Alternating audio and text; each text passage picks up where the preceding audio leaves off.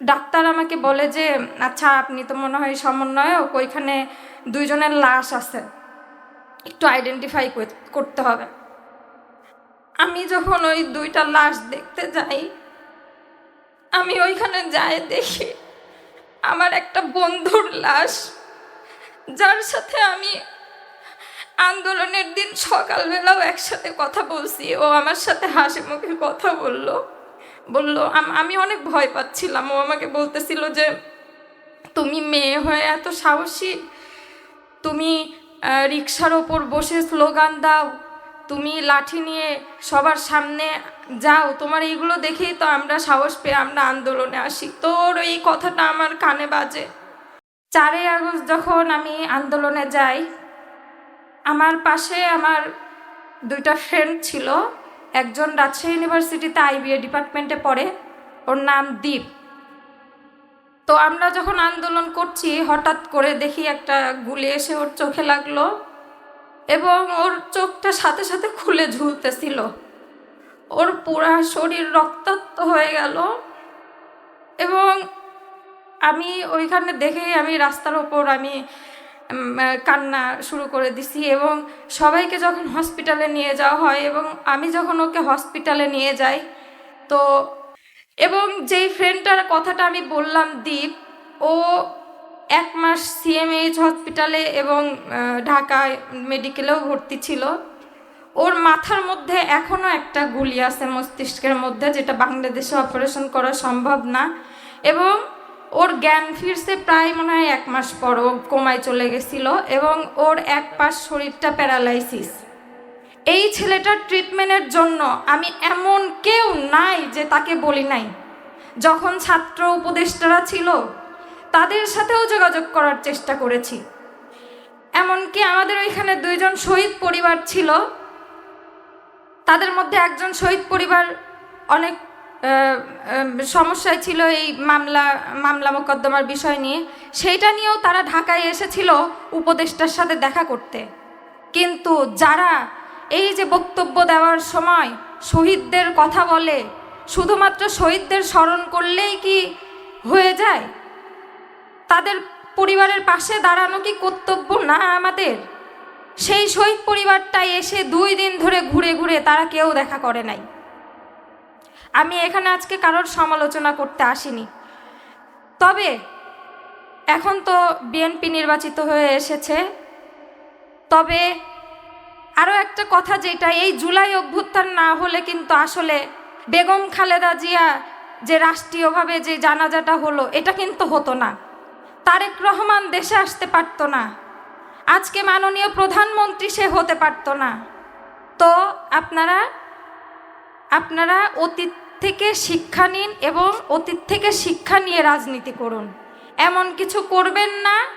আমি সকল রাজনৈতিক দলের উদ্দেশ্যেই এই কথাটা বলতেছি, আপনারা এমন কিছু করবেন না যাতে ছাত্র জনতা আবার আপনাদের পতন ঘটায়। পাবনা জেলাতে আমার বাসা এবং বৈষম্য বিরোধী ছাত্র আন্দোলনে আমি পাবনা জেলার মুখপাত্র হিসেবে দায়িত্বরত ছিলাম। আজকের আলোচনার বিষয় যেহেতু জুলাই গণ অভ্যুত্থান, আসলে জুলাই নিয়ে কথা বলতে গেলেই আমি বুঝে উঠতে পারি না যে আমি আসলে কি বলবো। আমি আসলে রাজনীতি খুব একটা বুঝি না। এই জুলাই আসার পরে যখন দেখলাম যে একটা যৌক্তিক দাবি, তো আমার এটাতে সমর্থন জানানো উচিত। এবং আমি একটা মেয়ে হয়ে, সত্যি কথা, আমি আমার বাবা মায়ের একমাত্র সন্তান। আমার বাবা মা 2 জনই অনেক অসুস্থ। তো জুলাই অভ্যুত্থানে যখন আমি একেবারে সামনে থেকে লিড দেই, তখন আমার ওপর অনেক থ্রেট আসতেছিল এবং আমার বাবা এক পর্যায়ে ভয় পেয়ে আমি একটানা 22 দিন বাসায় থাকতে পারিনি। আমার নানি বাসা, মামা বাসা বা দূর দূর থেকে এসে আমি আন্দোলনে যোগদান করতাম এবং আমার বাবা মাও আমার সাথে আন্দোলনে যোগ দিয়েছিল। এই আন্দোলনটা এখন দেখতেছি যে একেবারে ব্যর্থর পথেই যাচ্ছে। এই আন্দোলনকে, এই জুলাই গণ অভ্যুত্থানকে, এই শহীদদের রক্তের ওপর দাঁড়িয়ে যারা আজকে এত বড় বড় নেতা হয়ে গেছে, তারা কেউ এখন আর শহীদ পরিবারের পাশে দাঁড়ায় না, কেউ শহীদ পরিবারের খোঁজ খবর নেয় না। আমি নিজের এক্সপেরিয়েন্স থেকে কয়েকটা কথা আপনাদের মাঝে তুলে ধরতে চাই। সর্বশেষে আমি একটাই কথা বলবো, আপনারা এই জুলাই সনদ নিয়ে গড়িমসি না করে জুলাই সনদটা যত দ্রুত সম্ভব বাস্তবায়ন করুন, শহীদদের খোঁজ খবর নিন, শহীদদের পাশে থাকুন। আর বর্তমানে যে অরাজকতা হচ্ছে দেশে, গুম তো বাদই দিলাম, ধর্ষণ, হত্যা একের পর এক হতেই আছে, তো এইগুলোর আপনারা সুষ্ঠু একটা বিচার করুন যাতে বাংলাদেশ স্থিতিশীল থাকে। না হলে এইগুলোর থেকে ওই আওয়ামী লীগ আবার সুযোগ নিবে। তা আমরা যাতে এই সুযোগটা আর আওয়ামী লীগকে না দেই, এই বলে আমি আমার বক্তব্য শেষ করছি। আসসালামু আলাইকুম। আজকে আমি একটি ছাত্র সংগঠনের প্রতিনিধিত্ব করি। জুলাই আন্দোলনে একমাত্র কেন্দ্রীয় সভাপতি হিসেবে আমি অ্যারেস্ট ছিলাম, আমি গুলি খেয়েছিলাম। আমি জুলাই স্মৃতিচারণ করব সেই কারাবন্দী সময়ের। তার আগে বলতে চাই, 6 আগস্ট যখন বের হওয়ার পর 13 আগস্ট একটি প্রোগ্রাম হয় ঢাকা বিশ্ববিদ্যালয়ের টিসি হলে। সেখানে 36টি ছাত্র সংগঠন একসাথে হয়ে বসে আলোচনা করে। সেই সময় সেই আলোচনার ডাক দিয়েছিল তৎকালীন 2 জন ছাত্র উপদেষ্টা। তারা বলেছিল সে আন্দোলনের পর যে কোনো ছাত্র সংগঠনের নিজ নিজ দলীয় ব্যানার নিয়ে আর প্রোগ্রাম করা দরকার নেই। আগামী 1 মাস, সেই 13 আগস্টের কথা 2024 সালের, যে আগামী 1 মাস আমরা নির্দলীয়ভাবে বৈষম্য বিরোধী ছাত্র আন্দোলনের ব্যানারেই আমরা যে কোনো সংকট হোক, যে কোনো প্রোগ্রাম হোক, আন্দোলন হোক, রাজপথে হোক, সব কিছু আমরা এই ব্যানারকে ধারণ করি আমরা করব। আমরা সকল ছাত্র সংগঠন অর্থাৎ তখনকার 36টি ছাত্র সংগঠন এক ঐক্যমত পোষণ করি। এবং একই সাথে আলোচনা ছিল, সেই সময় প্রস্তাব ছিল সেই উপদেষ্টাদের পক্ষ থেকে, ছাত্র উপদেষ্টাদের পক্ষ থেকে, যে আসছে 15 আগস্ট এই দিনটিকে তারা বাতিল করতে চায়, এই শোক দিবসকে বাতিল করতে চায়। এই ক্ষেত্রে সকল ছাত্র সংগঠনের প্রস্তাব জানায়, এখানে ছাত্র সংগঠনগুলো প্রস্তাবে হ্যাঁ বলে সম্মতি প্রকাশ করে। কিন্তু পরবর্তী যে কমিটমেন্ট ছিল তাদের 1 মাস পরে আবার একসাথে বসা হবে, পরবর্তীতে কি কর্মসূচি হতে পারে, আলোচনা হতে পারে, সেই সময় আর তাদের হয়নি। সহ আলোচক বলে গেছেন যে জুলাই আন্দোলনের গণমানুষ আন্দোলন হলেও রাজনৈতিক সংগঠনগুলো, ছাত্র সংগঠনের নেতৃবৃন্দগুলো কিন্তু সেখানে অংশগ্রহণ করেছে।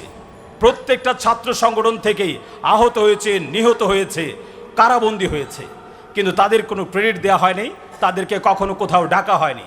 শুধু তাই নয়, সেই সময় আমরা দেখেছি যে প্রধান উপদেষ্টা ডক্টর মোহাম্মদ ইউনূসের সাথে অনেক মিটিং করেছে ছাত্র প্রতিনিধি হিসেবে, তখনকার বৈষম্য বিরোধী ছাত্র আন্দোলনের প্রতিনিধি। আন্দোলনে সেই সময় তার আরও মিটিং করেছে তৎকালীন ছাত্র উপদেষ্টারা। কিন্তু আমরা যারা ছাত্র সংগঠনে নেতৃত্ব দিয়েছি, আমরা যারা তখন গুলি খেয়েছি, আমরা যারা কারাবন্দী করেছি, আমাদের সাথে বসার প্রয়োজনীয়তা মনে করেনি। যতটুকু জুলাইকে ক্ষুণ্ণ করা হয়েছে, জুলাইকে নষ্ট করা হয়েছে, জুলাইয়ের মহিমান্বিত উজ্জ্বলতাকে ম্লান করেছে, তার জন্য দায়ী তারা। যেটা বলতে চাই, 2024 সালের 16 জুলাই যখন আবু সাইদ মেধাবী শিক্ষার্থী রোকেয়া বিশ্ববিদ্যালয়ের আবু সাইদকে হত্যা করা হয়, দিনের আলোকে পুলিশের গুলিতে হত্যা করা হয়, সেই দিন জুলাইয়ের আন্দোলন প্রস্ফুটিত হয় স্ফুলিঙ্গের মতো এদেশের প্রত্যেকটা ছাত্রের গায়ে গিয়ে লাগে। যখন ছাত্র মারা যায়, ছাত্রদের অভিভাবকরা তখন সেই আন্দোলনে শরিক হয়। 17 তারিখে আমরা মাঠে সবাই আরও বেশি নেমেছি। আজকে আমার ডান পাশে যিনি বসে আছেন মঞ্জু ভাই 17 তারিখে প্রোগ্রাম করেছেন, রাজপথ থেকে লড়াই সংগ্রাম করেছেন আমাদের সামনে। এক পর্যায়ে উনি চলে যেতে বাধ্য হয়। তৎকালীন ছাত্রলীগ, সন্ত্রাসী ছাত্র সংগঠন ছাত্রলীগ এবং পুলিশ লীগ বিতাড়িত করে ঢাকা বিশ্ববিদ্যালয়ের স্টুডেন্টদেরকে। তখন কিন্তু সেই আন্দোলনকে আবার নতুন করে উজ্জীবিত করেছিল বেসরকারি বিশ্ববিদ্যালয়ের শিক্ষার্থীরা। তারা কিন্তু সেই আন্দোলন নেমেছিল। তাদের কোঠা নিয়ে আন্দোলন ছিল না, তাদের আন্দোলন ছিল যে আবু সাইদকে হত্যা করা হয়েছে, ওয়াসিমকে হত্যা করা হয়েছে, তখনকার যাদেরকে হত্যা করা হয়েছে সেটা তারা মেনে নিতে পারে নাই, সেই দাবিতে আন্দোলন করেছিল। কিন্তু তাদেরকেও কি আসলে মূল্যায়ন করা হয়েছে? না, হয়নি। 18 জুলাই আমি তখন নর্থ সাউথ বিশ্ববিদ্যালয় থেকে শুরু করে হাজার হাজার ছাত্র জনতার সাথে সেই সকাল থেকে এই আন্দোলনের সামনে এগোতে এগোতে প্রায় বিকাল সময় হয়েছে, সন্ধ্যা প্রায় হয় অবস্থায়। সেই সময় আমরা এসেছি ব্র্যাক ইউনিভার্সিটি এই পর্যন্ত।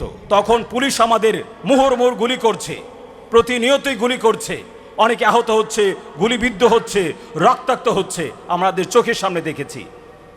সেই সময় সেই প্রাইভেট বিশ্ববিদ্যালয়ের স্টুডেন্টকে সাহস দেওয়ার জন্য অভিভাবক তুল্য হয়ে একজন শিক্ষক হিসেবে, একজন রাজনৈতিক কর্মী হিসেবে আমার পার্টির চেয়ারম্যান জনতা ববি হাজ্জাজ তাদের সাথে নিয়ে আন্দোলন করেছিল।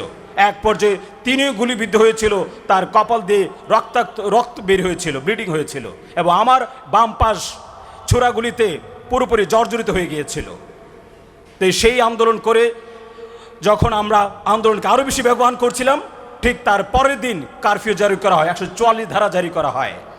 ফলে সেই আন্দোলনকে তারা স্থগিত করার চেষ্টা করেছে, এবং একই সাথে তারা ঘরে ঘরে যে প্রত্যেককে যারা আন্দোলনের নেতৃত্ব দিয়েছে তাদেরকে অ্যারেস্ট করা শুরু করে দিয়েছিল। এবং এক পর্যায়ে আমার নামে মামলা হয় 22শে জুলাই। আমাকে তারা না পেয়ে না খুঁজে এক পর্যায়ে 24শে জুলাই আমি যখন আন্দোলন শেষ করে বাসার দিকে ফিরছিলাম, ঠিক সেই সময় আমার বাসার সম্মুখে প্রায় 30 থেকে 35 জন পুলিশ দাঁড়িয়েছিল আমাকে অ্যারেস্ট করার জন্য। এবং আমি যখন সামনে যাই, এক পর্যায়ে তারা আমাকে সবাই গোল একটি সার্কেলের মতো করে বৃত্তে আটকে ফেলে, এবং তাদের মোবাইল থেকে আমাকে একটি ছবি দেখায় যে এই ছবিটা আপনি কিনার। আমি দেখতে পেয়েছি সেই ছবিটি ছিল 18 জুলাই ব্র্যাক বিশ্ববিদ্যালয়ের সামনে যখন আন্দোলন করছিলাম, যখন আমার এক পাশ এই রাবার বুলেট জর্জরিত ছিল, ঘামে ভেজা শরীর ছিল, সেইখানকার ছবি। সেই ছবি দেখে তখন তারা আমাকে অ্যারেস্ট করে থানায় নিয়ে যায়। থানায় আমাকে রাত রাখে, পরদিন আমাকে নিয়ে যাওয়া হয় ডিবি কার্যালয়ে। সেইখানে শারীরিক মানসিক অকথ্য নির্যাতনের পর পরবর্তীতে নেওয়া হয় সেই কেন্দ্রীয় কারাগারে। 5ই আগস্ট যখন পতিত সরকারের পতন ঘটে, পলায়ন করতে বাধ্য হয় এই ছাত্র জনতা তোপের মুখে, আন্দোলনের মুখে, তখন 6 আগস্ট রাত প্রায় 11:30 আমি মুক্তি পাই। সেই গল্প যদি বলতে চাই, সেই 2 সপ্তাহের অধিক সময়ের গল্প বলতে গেলে এই গল্প কয়েক ঘন্টা সময়ের প্রয়োজন হবে। সেই গল্প বলতে গেলে অনেকের চোখে পানি চলে আসবে। সেই সময় আমরা পার করেছি। আমরা যখন সে আন্দোলন করেছিলাম, আজকের দিনে এসে কথা বলতে পারবো কিনা সেই সময় আমরা চিন্তা করি নাই। আমরা ঘরে ফিরে যেতে পারবো কিনা সেই চিন্তা আমরা করি নাই। আমাদের জীবনকে বাজি রেখে রাজপথে লড়াই সংগ্রাম করেছি, গুলির সম্মুখে, পুলিশের বুলেটের সামনে। কিন্তু আজকে 5 আগস্টের পর ইন্টারিম গভর্নমেন্ট যে সময়টুকু পার করেছে, এই সময়ের মধ্যে একটা দিনের জন্য রাজবন্দীদের ডেকে সম্মাননা অথবা তাদের স্মৃতিচারণ অথবা মিনিমাম তাদের আলোচনাটা শোনা হয়নি। একজন রাজবন্দী হিসেবে, একজন জুলাই যোদ্ধা হিসেবে, একজন ছাত্র সংগঠনের নেতা কর্মী হিসেবে আমার এটা আসলে আক্ষেপের বিষয়। সো আমরা চাই এই নতুন বাংলাদেশে নতুনভাবে গড়ে উঠবে এই তারুণ্যের জাগরণে, এবং আগামীতে ইনশাল্লাহ আমাদের যে সরকার, নতুন সরকার, আমরা বিশ্বাস করি জুলাইয়েরকে সময় অনেক উচ্চতায় মহিমান্বিত করবে। সেই প্রত্যাশা এখানে শেষ করছি। সবাইকে অসংখ্য ধন্যবাদ।